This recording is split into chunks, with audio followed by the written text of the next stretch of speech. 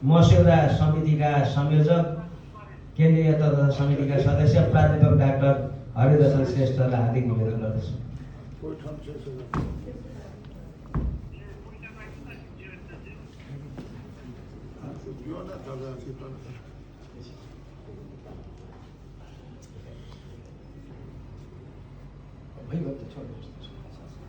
नमस्ते। यो मस्यौदा विधान 2082 माथि छलफल तथा परामर्श कार्यशाला गोष्ठीका अध्यक्षता गर्नुभएका मध्य प्रदेशका सभापतिज्यू, विशिष्ट अतिथि तदर्थ समितिका अध्यक्षज्यू र रियासमा आसीन महानुभावहरू र सम्पूर्ण रेड क्रस कर्मी साथीहरू, मैले सबभन्दा पहिले चाहिँ म चाहिँ प्राध्यापन गर्छु, म शिक्षण पेसामा छु र रेड क्रस सङ्घको मेरो अनुभव र मेरो संलग्नता तपाईँहरूको जस्तो छैन। म झन्डै 29-30 सालतिरको जुनियर रेड क्रसको चाहिँ सभापति थिएँ। रेड क्रस सङ्घको संलग्नता मेरो त्यसबाट सुरु हो। त्यसपछि म प्राविधिकको हिसाबले रेड क्रससँग आबद्ध धेरैवटा योजनाहरूमा भएँ र मैले इन्टरनेसनल फेडरेसन अफ रेड क्रसमा चाहिँ विदेशमा मेनली चाहिँ त्यो सुनामी गएपछि इन्डोनेसियाको आचे प्रान्तमा चाहिँ मैले त्यहाँ काम पनि गरेँ। यो मेरो अनुभवले चाहिँ मलाई रेड क्रससँग परिचित हुने र रेड क्रस बुझ्न र रेड क्रसको महिमा थाहा पाउने एउटा अवसर प्राप्त भएको थियो। मैले बुझेको, मैले देखेको रेड क्रस चाहिँ संसारभरि, नेपालमा मात्र होइन, किनभने यसले मानवीय सहायताको क्षेत्रमा काम गर्छ। जहाँ सङ्कट हुन्छ त्यहाँ यसको उपस्थिति हुन्छ। त्यो भएकोले रेड क्रस आफैमा त्यस्तो संस्था हो कि संसारभरि सबै मान्छेले यसको महिमा गाउँछ। अब त्यसमा नेपालको परिप्रेक्ष्यबाट मैले हेर्दाखेरि, नेपाल रेड क्रसलाई हेर्दाखेरि मैले पाएको अनुभव चाहिँ के थियो त भन्दाखेरि, जहाँ म जान्थेँ, मैले बाहिर काम गर्दाखेरि त्यहाँ सक्सेस स्टोरी, सफल नेपाल रेड क्रसका सफलताका कथाहरू भन्ने चलन छ। त्यहाँ भन्दा नेपाल रेड क्रस चाहिँ सधैँ उदाहरणीय रूपमा प्रस्तुत भएको मैले पाउँथेँ र हाम्रै देशमा पनि नेपाल रेड क्रस सरकारमा उपस्थितिको हिसाबले, जिल्लाको उपस्थितिको हिसाबले पनि यो धेरै इफेक्टिभ थियो र मर्यादित थियो।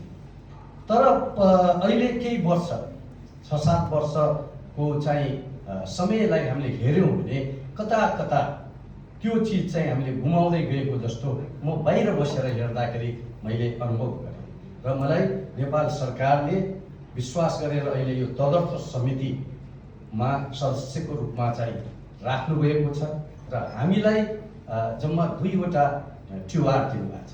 त्यसको प्रमुख हाम्रो कार्यदेश मध्ये चाहिँ के हो भन्दाखेरि, जुन नेपाल रेड क्रसमा अहिले समस्या भइरहेछ, त्यो समस्याको समाधान भनेको यसको विधानबाट हुन सक्छ। त्यो भएकोले यसको विधान संशोधन गरी, र विधान पनि संशोधनको लागि संशोधन होइन, त्यो विधान संशोधन के को आधारमा गर्ने त भन्दाखेरि हाम्रो कार्यदेशमा स्पष्ट लेखिएको छ, नेपालको संविधान, प्रचलित कानुन र अन्तर्राष्ट्रिय मूल्य, मान्यता र प्र्याक्टिस अनुसार यसलाई समय सान्दर्भिक हिसाबले यसको विधान संशोधन गरी त्यसलाई पास गरी र निर्वाचन गर्ने हामीलाई कार्यदेश दिएको छ हैन। त्यो हिसाबले हामीले चाहिँ त्यसमा काम गर्न सुरु गर्यौं र हाम्रो समिति पनि यो जुन समस्या नेपाल रेड क्रसमा 6-7 वर्षदेखि भइरहेछ त्यसबाट हामी पनि अछुतो रहेनौँ। हामीले झन्डै 1 महिना जति काम गरेपछि हामीले चाहिँ वार फुटिङ भन्छ, किनभने हामीलाई जम्मा 3 महिना दिएको थियो। 3 महिनामा यो जुन कार्यदेश छ त्यसलाई सम्पन्न गर्नु पर्थ्यो। त्यसकारण हामीसँग 1 मिनेट पनि फुर्सद थिएन। त्यो हिसाबले काम गर्दा गर्दै अब तपाईँहरू सबैलाई थाहा छ, यो चाहिँ मुद्दा गयो, मुद्दाले स्टे अर्डर दियो र फेरि 1.5-2 महिनापछि हामी फेरि अहिले रिइन्स्टिट भएका छौँ र हामीले त्यो भएको भोलिपल्टदेखि फेरि काम सुरु गरेका छौँ होइन। अहिले 7वटा प्रदेशमा हामीले चाहिँ यो विधान संशोधनको मस्यौदामाथि छलफलको कार्यक्रमहरू गरिरहेका छौँ। अब मलाई के लाग्छ त भन्दाखेरि अब हामीसँग त्यो खालको प्रिभिलेज छैन कि फेरि पनि हामी त्यो द्वन्द्वमा अथवा त्यो समस्यामा जकडी राख्ने हामीसँग त्यो खालको प्रिभिलेज छैन। अब रेड क्रसलाई हामीले निकास दिनै पर्छ जस्तो मलाई लाग्छ र त्यो हो भने, किन भन्दाखेरि झन्डै नेपाल सरकारले झन्डै 7वटा हामी जस्तो तदर्थ समिति बनायो। अब तपाईँ नै भन्नुहोस्, तदर्थ समिति 7वटा बनेपछि रेड क्रसको अवस्था के हुन्छ त? संसारमा मैले अघि सक्सेस स्टोरी भने नेपाल रेड क्रस सोसाइटी अन्तर्राष्ट्रिय क्षेत्रमा यसको कस्तो खालको गरिमा थियो भने, तर आज जम्मा 2टा देश, एउटा अफ्रिकाको देश अर्को नेपाललाई CMC ले मात्र होइन, कम्प्लेक्स मेडिटेसन कमिटीले मात्रै होइन, गभर्निङ बोर्ड जहाँ 189 जति देशको मान्छेले प्रतिनिधित्व गर्छ त्यसले स्याङ्सन गरेको छ। त्यो लागू भएको छैन, उसले पुरेको छ। उसले नेपाल सरकारको प्रधानमन्त्रीलाई चिठी लेखेको छ, हामीले एकपल्ट कुरा गरौँ र त्यसलाई अब लागू गर्ने कि नगर्ने भने। त्यो भएकोले हामीसँग अब त्यो खालको प्रिभिलेज छैन। सरकार 7वटा तदर्थ समिति बनाइसक्यो, ऊ थाकिसकेका छ। अन्तर्राष्ट्रिय रेड क्रस जसको हामी चाहिँ अन्तर्राष्ट्रिय सन्धिमा सिग्नेचर गरेर उसको मेम्बर भएका छौँ, त्यो भनेको राष्ट्रले सिग्नेचर गरे हो, त्यसले हामीलाई स्याङ्सन गरेको छ। पहिलोपल्ट नेपाल रेड क्रस कर्मीलाई पनि स्याङ्सन गरेको छ। त्यो इतिहास चाहिँ कहिले पनि थिएन र हुँदै पनि हामीले नहोस् पनि भन्नुपर्छ।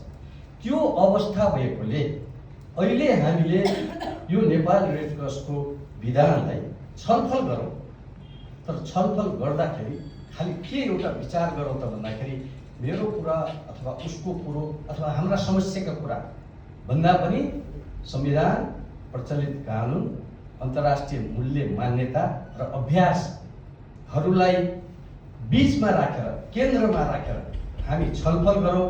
त्योसँग कम्प्याटिबल विधान बनायौँ भने हामी अगाडि बढ्छौँ। र अर्को एउटा चाहिँ मैले विधान हामीले कसरी यो संशोधन प्रस्ताव गरौँ भन्नुभन्दा पहिले चाहिँ यो विधानलाई होइन हामीले अहिले संशोधन गऱ्यौँ भने यो स्ट्याटिक भनेको त्यो नै सधैँ लागू हुने होइन, यो एउटा डाइनामिक डकुमेन्ट, यो सधैँ परिवर्तन हुन सक्छ। त्यसकारणले अहिले गऱ्यौँ पछि टुङ्गिने होइन नि त। त्यसमा अहिले यसलाई हामीले रेस्क्यु गरौँ, फेरि नर्मल बाटोमा लगौँ, त्यसपछि निर्वाचित कार्य समिति आउँछ, फेरि त्यसले छलफल गर्छ, फेरि त्यसले संशोधन गर्न सक्छ। त्यो भएकोले यो चिजलाई ब्याक अफ द माइन्ड हाम्रो दिमागमा त्यो चिजलाई राखेर हामीले छलफल गरेर यसलाई अगाडि बढ्यौँ भने हामीले रेड क्रस चाहिँ फेरि पनि यसको नर्मल बाटोमा लगेर यसलाई फेरि इतिहासको जुन गरिमा छ त्यसलाई हामी फिर्ता ल्याउन सक्छौँ जस्तो लाग्छ। अब यति भन्दै फेरि यो जुन संशोधन प्रस्तावपछि रुद्रजीले यहाँ पेश गर्नुहुन्छ, हामी आज छलफल गर्छौँ दिउँसभरि, त्यो फेरि यो कमिटीले हामी बसेर हाम्रा दिमाग चलाएर लेखेको होइन। 2074 को तपाईँ यो जनरल बडीले पास गरेको विधान, त्यसपछि नेपाल सरकारले त्यो पेश भएको विधानमा संशोधन गरेको 42वटा आर्टिकल, त्यसपछि यो समस्या भइसकेपछि नेत्रजीको टिमले, सुदर्शनजीको टिमले जुन ड्राफ्ट बनाउनु हो त्यो 2वटा ड्राफ्ट, त्यसपछि उहाँहरूले पनि हामीले अहिले जुन अभ्यास गरिरहेका छौँ त्यसरी नै यस्ता वर्कसप थुप्रै गर्नुभयो। त्यो वर्कसपमा तपाईँहरूले जुन सुझाव दिनुभएको छ त्यो सुझावहरू सहित र अर्को एउटा चाहिँ के त भन्दाखेरि यो समस्या भएपछि आइएफआरसी, जेएससी, सिएमसी भन्ने जुन संस्थाहरू छ अन्तर्राष्ट्रिय, उहाँहरूले नेपाल रेड क्रसलाई कहिले पनि हेर्नु परेको थिएन, हेरेको थिएन, तर समस्या भएपछि उहाँहरूले हेर्न थाल्नुभयो। अहिले जोइन्ट स्ट्याच्युट कमिटी भन्ने छ, आइएफआरसीको विधान हेर्ने कमिटी, त्यसले हामीलाई चिठी लेखेको छ, त्यसले हामीलाई सुझाव दिएको छ। त्यसरी नै सिएमसी भन्ने यो कम्प्लायन्स मेडिएसन कमिटी, त्यसले पनि हामीलाई सुझाव दिएको छ। आइएफआरसीको गभर्निङ बोर्डले सुझाव दिएको छ। त्यो सुझावहरूलाई अन्तर्राष्ट्रिय मान्यता मूल्य मान्यता अनुसारको चिजहरूलाई हामीले राखेर यसलाई संशोधन प्रस्ताव गरेको छौँ। अब यसमा मैले रेड क्रस कर्मी साथीहरूसँग र अहिले अस्ति भर्खर हामी कोशीमा पनि गऱ्यौँ, यसमा धेरैवटा त्यस्तो पनि छैन, तर 2-3वटा चाहिँ जिल्लाका साथीहरू अथवा रेड क्रसमा धेरै वर्ष काम गरेको साथीहरूको कन्सर्न रहेछ। एउटा जिल्ला सम्बन्धीको व्यवस्था, अर्को चाहिँ टेनर। अब जिल्ला सम्बन्धीको व्यवस्था चाहिँ मैले अघि नै भने हामीले दिमागले हामीलाई लागेर हामीले लेखेको हो। नेपालको संविधान, प्रचलित कानुनले चाहिँ के भन्दो रहेछ त भन्दाखेरि 3वटा पोलिटिकल गभर्नेन्स सिस्टम हुँदो रहेछ नेपाल, सङ्घ, प्रदेश र स्थानीय। त्यो संविधान परिवर्तन भएपछि होइन, त्यो भएकोले त्यसलाई कम्प्याटिबल कसरी बनाउने त भन्दाखेरि चाहिँ हामीले त्यो जिल्लालाई अलिकति फरक हिसाबले प्रस्तुत गरेका छौँ। र हामीलाई पनि के लाग्छ त भन्दाखेरि अहिलेसम्मको हाम्रो अभ्यास नेपाल रेड क्रस भनेको कहाँ छ त? जिल्लामा छ, जिल्ला शाखामा छ अहिलेसम्मको अभ्यास। तर अहिले चाहिँ रिसोर्स कहाँ छ त? कम्युनिटी कहाँ छ त? सरकार कहाँ छ त भन्दाखेरि त्यो पालिकामा छ। त्यो भएकोले नेपाल रेड क्रस सोसाइटीले पहिले पनि जिल्ला शाखा हुँदा तपाईँले थुप्रै उपशाखाहरू खोल्नुभयो। किन उपशाखाहरू खोल्नु जरुरत थियो र? किन भन्दाखेरि यो संस्था भनेको समुदायसँग काम गर्ने संस्था हो। यो संस्था समुदायसँगै जाने हो जहाँ सम्भव हुन्छ।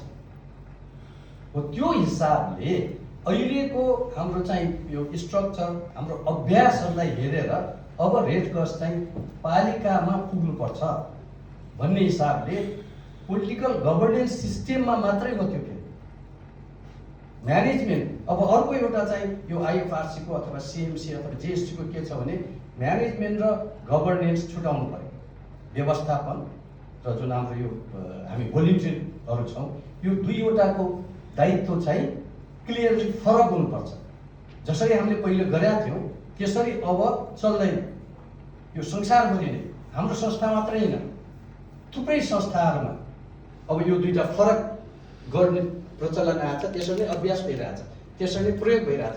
त्यो भएकोले यसमा पनि म्यानेजमेन्ट, रेड क्रसको इम्प्लिमेन्टेसन गर्ने, रेड क्रस चलाउने र रेड क्रसको पोलिसी बनाउने, रेड क्रसलाई नेतृत्व गर्ने जुन हाम्रो गभर्नेन्स सिस्टम छ त्यो चाहिँ फरक गर्ने। त्यो हिसाबले जिल्लामा हामीसँग लिडरसिप छ, जिल्लामा हामीसँग सम्पत्ति छ, जिल्लामा हामीसँग अरू खालको सहयोगहरू छ।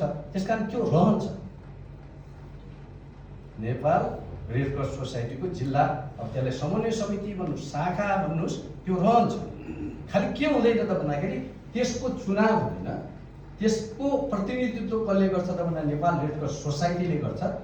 उसको चाहिँ सिस्टम, म्यानेजमेन्ट सिस्टम त्यहाँ रहन्छ र पालिकाबाट चाहिँ त्यहाँ प्रतिनिधित्व हुन्छ।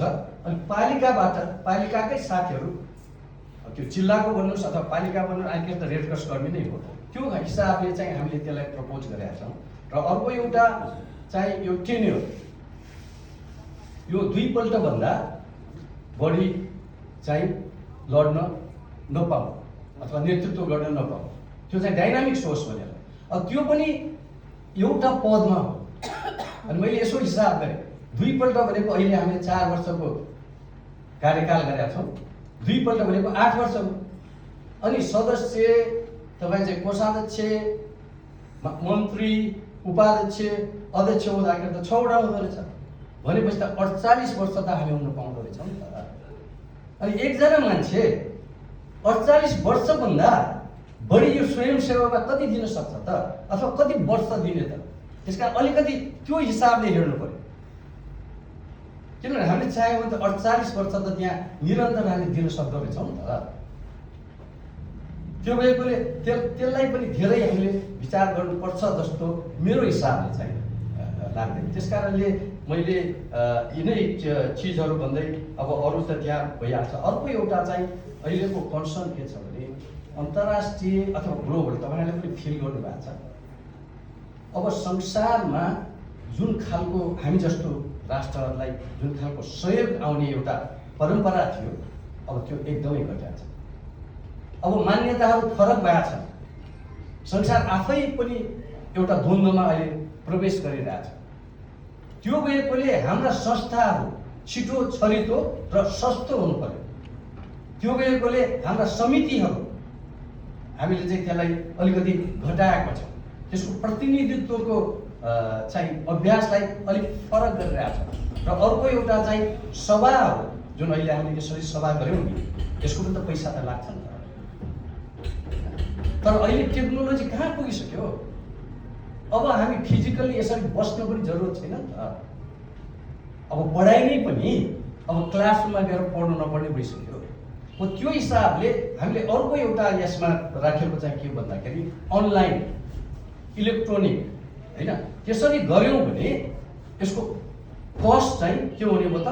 कम हुने भयो हैन। त्यस कारणले यो अधिवेशनहरू निर्वाचनहरूमा अलिकति टेक्नोलोजीलाई प्रयोग गरेर यसको खर्च र समय पनि अब भनौँ न 70 का साथीहरू आउनु भएको छ हैन। त्यहाँबाट यहाँ आइपुग्न र यहाँबाट त्यहाँ जानलाई समय पनि त लाग्छ नि त।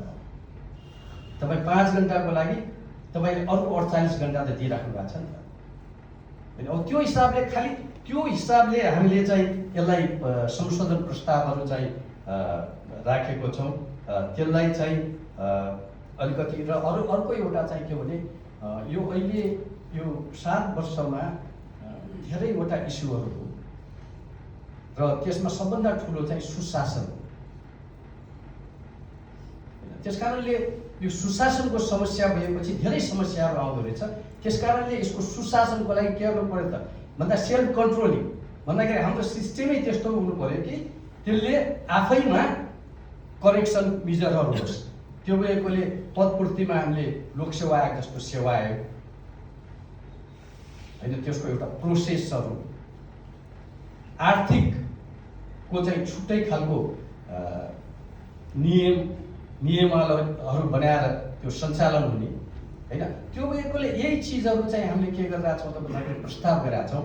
त्यस कारणले मेरो अनुरोध चाहिँ त्यसमा गहन छलफल गरौँ र अलिक फरक हिसाबले त्यसलाई हेरौँ र अब त्यसलाई चाहिँ हामीले कम्प्यारेटिबल हैन, त्यही 2टा चिज हो, नेपालको संविधान प्रचलित कानुन, अन्तर्राष्ट्रिय मूल्य मान्यता, यतिमा कम्प्यारेटिबल हुने गरी यसलाई चाहिँ पास गर्नुभयो भने हामी फेरि पनि नेपाल रेड क्रसलाई पुरानो इतिहासको गरिमालाई फेरि चाहिँ ग्रहण गर्नको लागि अगाडि बढ्ने एउटा बाटो हुन्छ। त्यस कारणले यो हामी अब फेरि यसको जिम्मा